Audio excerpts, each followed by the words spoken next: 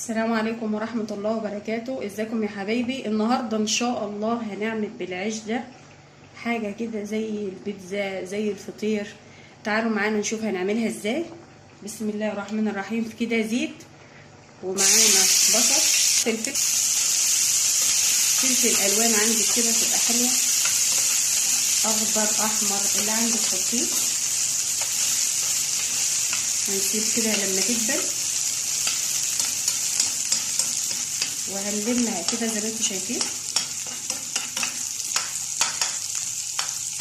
وهنضيف مع بعض بقى معايا بيض، عليها معلقه دقيق وفلفل اسود وملح، وهنضيفها كده